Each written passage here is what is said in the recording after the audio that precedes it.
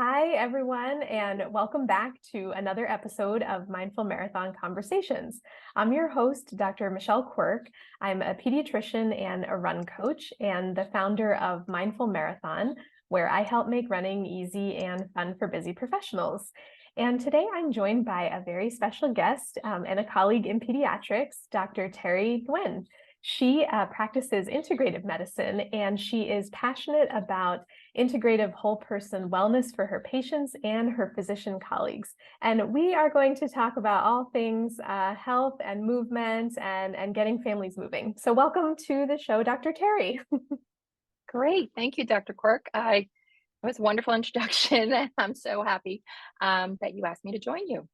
Yeah, I'm happy to have you here. And I love that you love helping young adults, which is one of my passions.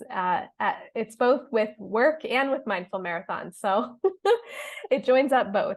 How did you find that this was a passion of yours? And how did you get into integrative medicine in pediatrics? I was practicing pediatrics for about 12 years, and I don't know, I was starting to burn out for myself, actually. Yes, that's how I got into it. And I'd already been doing yoga and teaching myself meditation, but I wanted to take it to the next level and be much more in depth about it. And I wanted to find other solutions for myself as well as my patients that did not revolve around medications. I don't think it's an all or nothing, one or the other. I think you use things in combination, but really getting down to the basics of how our lifestyle impacts our overall health and well-being. And so let's go back to the basics. It is about sleep, movement, and nutrition, and we have a lot of control over all of that. So I wanted to be much more science evidence based, and that's what led me to doing a fellowship. And the area that I like to focus on is mental health, because most 1 in 3 young adults in America have some kind of mental health diagnosis, anxiety, depression, and it goes on. And it certainly was made worse by the pandemic. And so that's how I got to that. And you know what? The three, it's like I call it the health trifecta Mm. of the sleep, the movement, and the diet. That is the core of like all diseases or well-being. So for mental health, all those things have to be in place as well. And if we wanted to say, prevent obesity, all those three things. So that's that's the health trifecta that we work towards. And I choose the word movement because movement is not as what do I call it? Menacing sounding as Yes, it's more exercise, right? approachable, right? Yeah. Yeah, it's much more approachable. The word exercise, I think like your conversation ends with your patients when you say, "Oh, so the American Academy of Pediatrics recommends that you exercise for an hour every day." Like, really? So I get very creative about movement. I'm a yoga practitioner, love it, but yoga's not for everybody, right? Some people actually need really hardcore movement.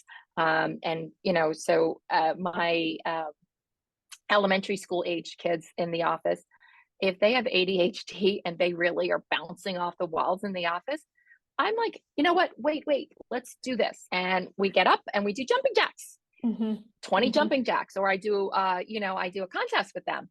I usually beat my patients, by the way, any age. And then all of a sudden they finish that little routine, and they can sit and their parents can talk and they're not cutting in.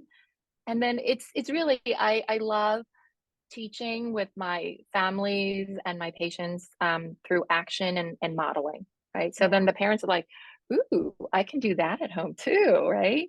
Yes. Or, for some, I'm not even like, hey, what's your favorite music? We turn it on. I'm like, okay, let's Hmm. move. So very creative about movement. So I love that you do your mindful marathon, because again, that's something that we can do together, even if we're not physically together. Yeah. Yeah. I like that you you've simplified it in a way. But as we know, the simple things, right? They're easy to do and easy not to do, as Dr. Una says, our business mentor.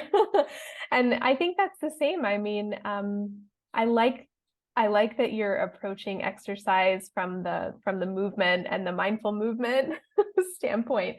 And yeah, I think we are creative as pediatricians in trying to get kids to buy into this a little bit. And Yeah. sometimes just having them do jumping jacks, yeah, it just proves like, hey, you just did that, like you said, maybe you didn't want to do X, Y, or Z, but we just moved, so we're good.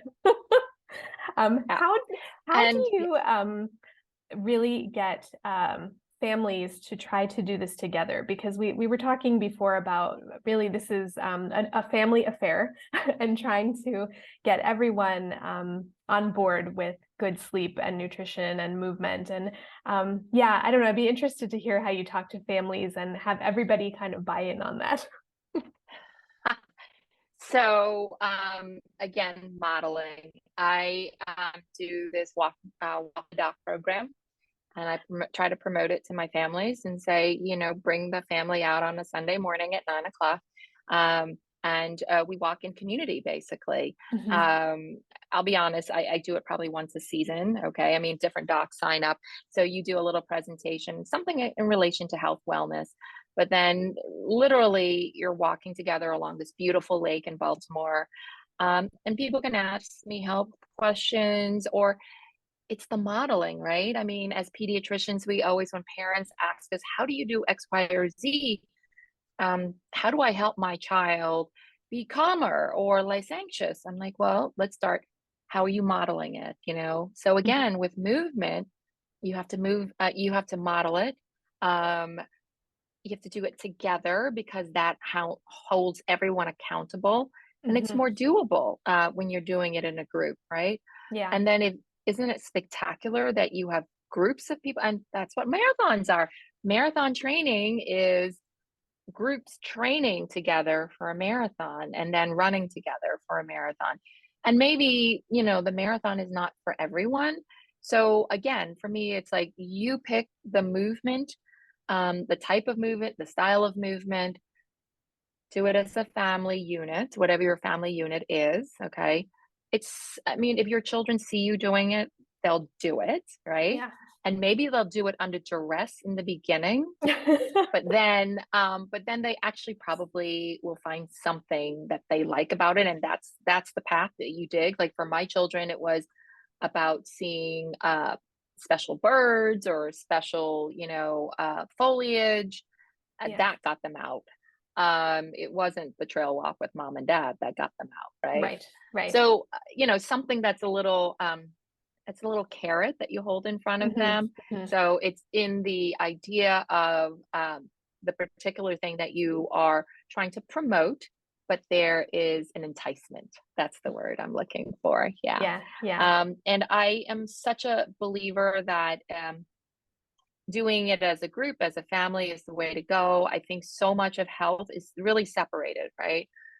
Children go to their Yes. pediatricians, adults go, or their family practitioner.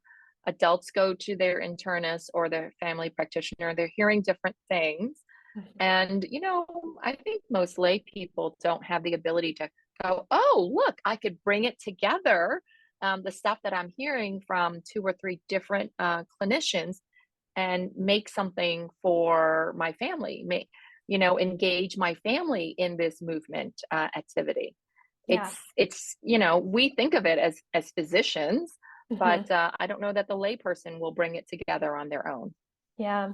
I think one of the things I underestimated when I started Mindful Marathon and we had the first virtual 5K. So this was a 5K race that I put together last year. But I meant for it to be for adults because most of my run coach clients are adults. And I got a question from several people like, oh, do you have something like a special registration for the kids? And, it hadn't crossed my mind. And I feel bad to say that because I'm a pediatrician, right?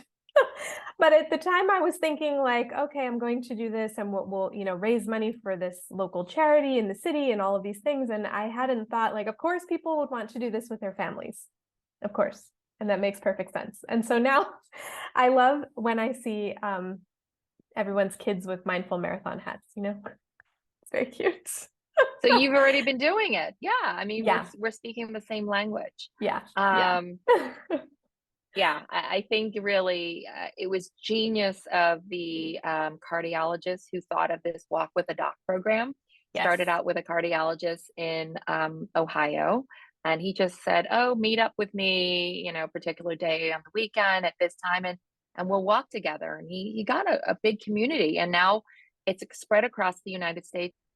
That's what we need more of, right? We need Yeah. more health and community building. I mean, wow, health and wellness within community.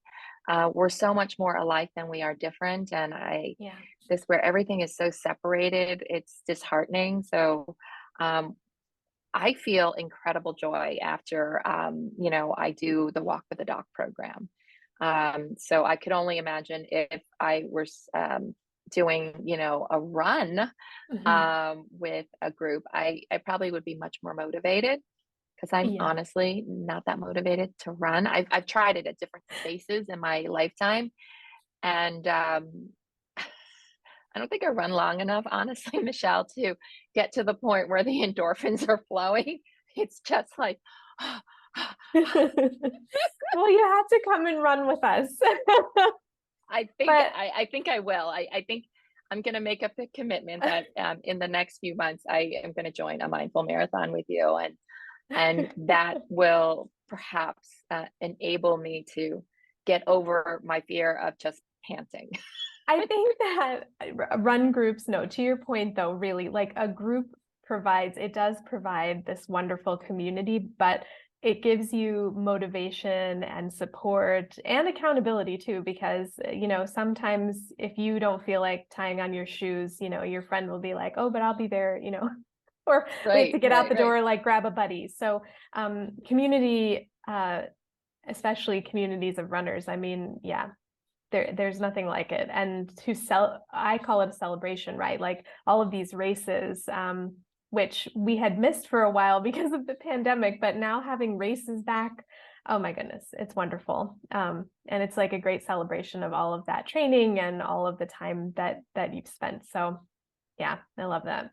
Well, tell us now, I know you have a special interest in young adults and mental health.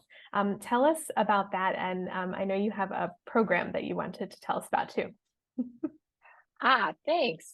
So pretty much exactly what we're talking about. It's I grew to love adolescents and young adults because as my years of practice went on, I had more young adults than I had of the babies. Mhm. And the overwhelming theme was just emotional dysregulation. I mean, it can come in the flavor of attention deficit hyperactivity disorder, come in the form of anxiety, come in the form of depression, and what it all boils down to. And we want to normalize it because we know it's very common. But between in their adolescent years, between their hormones and puberty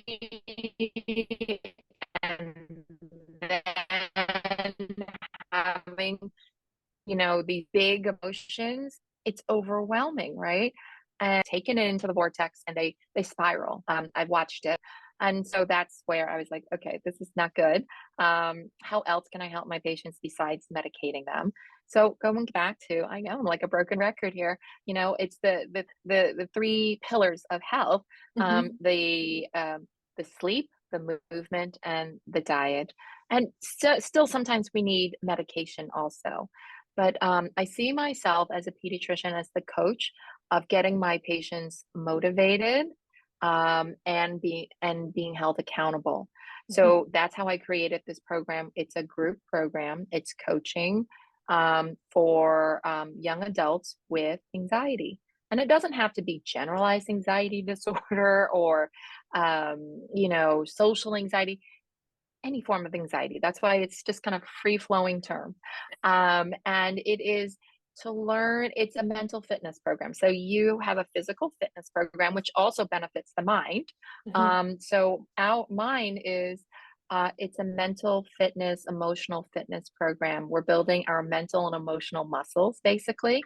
Mhm. 6 weeks, an hour per week. It's all virtual, and we go. It's you know what we're building, working towards is building resilience and self confidence, right? Because once those things are in place, you have nowhere else but up to go. Yeah. The worries, the anxieties, they're still going to be there, but you're going to be able to surf them a little smoother. Dr. Terry, tell us where everyone can find you and more about the program.